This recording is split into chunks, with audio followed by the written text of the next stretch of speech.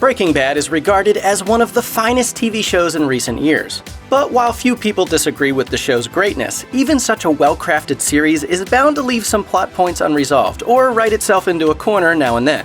So which plot point bothers us the most?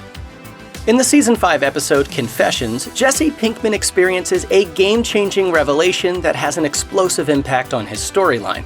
However, how Jesse reached his conclusion feels a little overly convenient, if not downright contrived. Even now, years after Breaking Bad has wrapped, the details of the episode continue to be debated among fans. In Confessions, after Walter White's DEA brother-in-law Hank tries to get a confession from Jesse about Walt's drug empire, Walt's attorney Saul Goodman interrupts and takes Jesse to Walt, who convinces Jesse to escape to another city and take on a new identity. Meanwhile, Walt tapes a fake confession framing Hank for his own drug dealings, making it difficult for Hank to move forward with drug charges against Walt. Has been building a meth empire for over a year now and using me as his chemist. All in all, it looks like Walt is doing a pretty good job keeping himself safe. However, no sooner has Jesse agreed to drop off the grid than he rifles through his pockets and has a pivotal realization. At first, he's looking for his small cache of marijuana, but discovers that it's missing. While looking for it, Jesse's fingers float across a pack of cigarettes. It's in this moment he has a realization. He didn't lose his marijuana. Saul's bodyguard Huel sneakily took it off him. That leads him to realize that Huel had previously stolen the pack of cigarettes containing the poisonous Ricin cigarette intended to kill drug lord Gustavo Fring, which Jesse believes was used to poison his girlfriend's son Brock. You stole the cigarette. What? The Ricin cigarette! Saul admits that Walt asked him to lift the Ricin cigarette, but that he didn't know what it was for. After realizing that Walt lied to Jesse about what happened to the Ricin, Jesse reaches a tipping point. This somewhat convoluted set of circumstances involving Ricin and cigarettes has been discussed again and again over the years.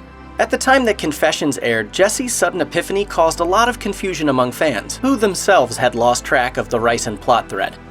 In fact, the Ricin narrative goes all the way back to Season 2, during which Walt makes a batch of the poison to kill the ruthless Salamanca drug distributor Tuco. It also connects to another plot from Season 4, with Walt making another batch of Ricin, which Jesse hides in a cigarette.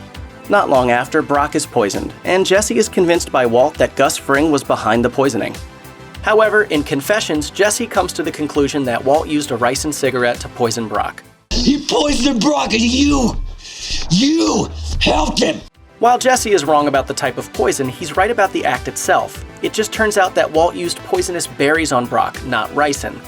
It's understandable that fans were not only confused about all these plot points spanning multiple seasons, but also about how Jesse managed to piece together such a complex chain of events with just a few seconds and no real evidence. Even for Breaking Bad, this development veers into Deus Machina territory, in which an event conveniently happens out of nowhere for the sake of the plot. The Ricin cigarette itself could easily feel like a gear of the narrative very obviously wedged into place to push events in a certain direction. One obvious explanation for this still bothersome plot point is that, in a way, Jesse always knew who was really behind Brock's poisoning. Jesse knows better than anyone about Walt's potential for cruelty and treachery because he's been side by side with him in the meth ring since day one. Throughout the series, Jesse calls out Walt for lying to him and toying with him. It's not a stretch for Jesse to conclude that Walt had something to do with Brock's poisoning. By waiting until the last possible second to force himself to acknowledge the truth, the show's writers gave Jesse the opportunity to resolve his character arc. As a pawn of Walt's, Jesse had always struggled with personal agency. Finally, during Confessions, he turns his fate around and goes from a passive participant in his own life to an active one. However, some complain that Jesse's convenient realization about the Ricin cigarette feels more like a leftover plot point, representing a moment of incompetence on the part of the writers. These fans don't appreciate that the Deus Ex Machina drags Walt and the series to a predetermined endpoint. Jesse often thought about Brock's poisoning and how his relationship with Walt put Brock and Andrea into grave danger. Brock nearly died, and at the end of the show, Andrea was murdered as a way to intimidate Jesse after he attempted to flee from Todd and his dangerous family. If Jesse had never gotten mixed up with Walt, Brock never would have been poisoned. If he hadn't partnered with Walt in the meth-making biz, Jesse also wouldn't have met Todd and Andrea wouldn't have been killed.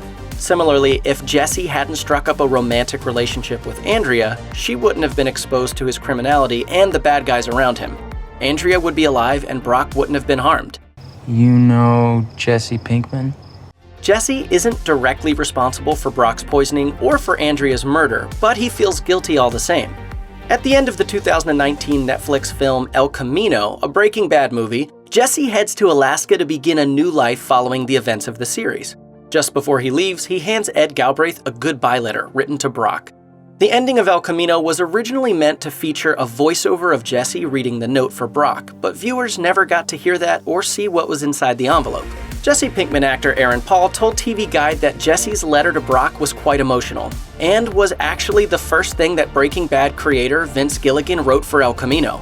Although the content of the letter had to be cut from the final film, Paul hopes fans can hear Jesse's apology to Brock someday. It's just the most honest, beautiful, caring letter imaginable. Check out one of our newest videos right here. Plus, even more Looper videos about your favorite stuff are coming soon. Subscribe to our YouTube channel and hit the bell so you don't miss a single one.